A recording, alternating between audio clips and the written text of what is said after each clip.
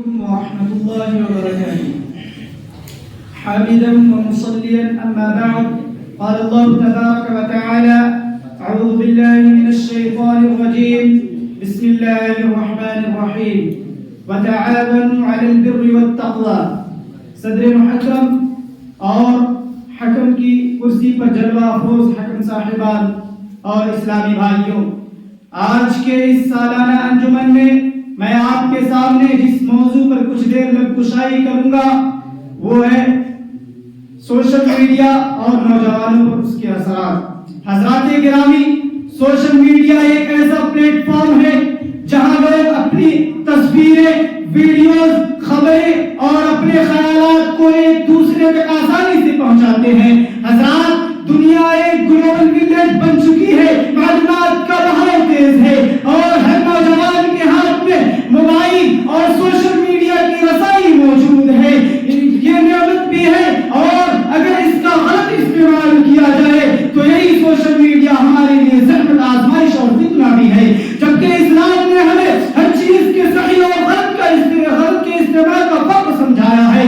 لہذا آئیے قرآن و سنت کی روشنی میں سوشل میڈیا کی مثبت اثرات کا جائزہ لیتے ہیں. سب سے پہلے علم کا حصول اور علم کی نشر و نشر سوشل میڈیا کے ذریعے سے. قرآن کہتا ہے: قُلْ هَلْ يَسْتَوِي الَّذِينَ يَعْلَمُونَ وَالَّذِينَ لَا يَعْلَمُونَ. کیا علم والے اور جاہل لوگ برابر ہو سکتے ہیں؟ حضرات گرامی، آج سوشل میڈیا پر قرآن کے کلاسز، حدیث کے دروس، فقہ و تفسیر کے لیکچر آسانی سے دستیاب ہے اور جوانی میں علم کا حصول ایمان کی بالادستی کا ثبوت ہے.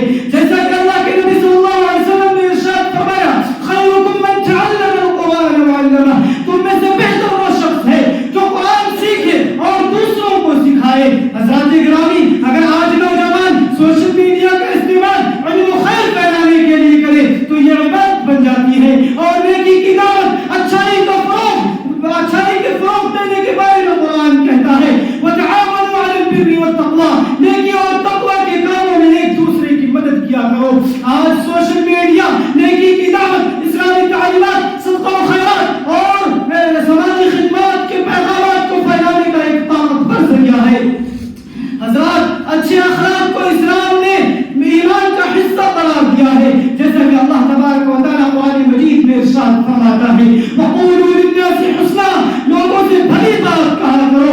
حضرات گرامی، آج سوشل میڈیا پر اچھے گفتگو اور حسن اخلاق، مثبت رویے سے ہمارا نوجوان معاشرے میں خیر کا ذریعہ بن سکتا ہے، ہمارا نوجوان معاشرے میں بھلائی کا ذریعہ بن سکتا ہے. حضرات گرامی، اب تک ہم نے جتنی باتوں کو ذکر کیا یہ سوشل میڈیا کے مثبت اثرات تھے. اب میں آپ کے سامنے سوشل میڈیا کے منفی اثرات کو ذکر کر کے اپنی بات کو ختم کروں گا. حضرات، آج ہمارا نوجوان اپنا قیمتی وقت سوشل میڈیا پر فضول ویڈیوز دیکھنے میں یوں ہی برباد کر رہا ہے، اپنی زندگی کو یوں ہی تباہ و برباد کر رہا ہے. جبکہ اللہ تبارک و تعالیٰ قرآن مجید میں ارشاد فرماتا ہے: والعصر، قسم ہے زمانے کی، ان الانسان لفی خسر. بے شک انسان خسارے میں ہے. جو نوجوان اپنا قیمتی وقت سوشل میڈیا پر فضول ویڈیوز، بے مقصد کے اسکرولنگ اور گیمز میں گوا دیتے ہیں، وہ نوجوان قرآن مجید کی روشنی میں نقصان اٹھانے والوں میں سے ہے، خسارہ اٹھانے والوں میں سے ہے. آج سوشل میڈیا پر فحاشی و بے حیائی تیزی سے پھیل رہا ہے، جبکہ قرآن کہتا ہے: ولا تقربوا الزنا. زنا کے قریب بھی بچ جاؤ. اور آج سوشل میڈیا پر فحش تصاویر، ویڈیوز، ڈرامہ سیریل اور غیر ضروری مواد کی بھرمار موجود ہے،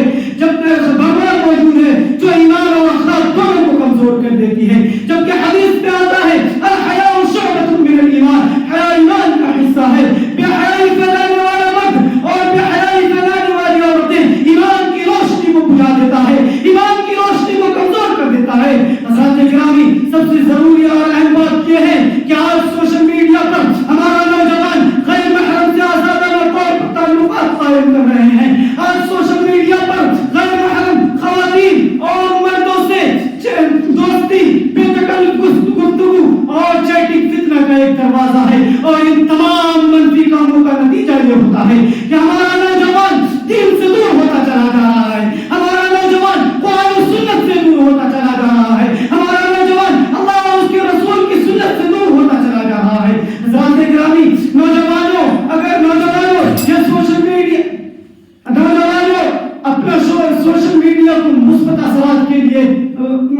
استعمال کیا کریں.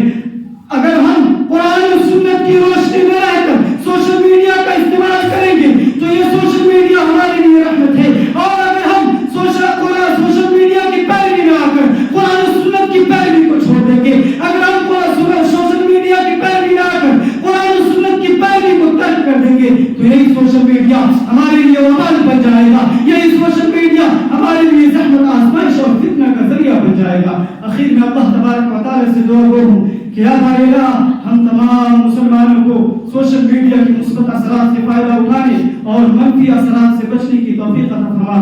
آمین. وآخر دعوانا الحمد للہ رب العالمین. السلام علیکم ورحمۃ اللہ وبرکاتہ.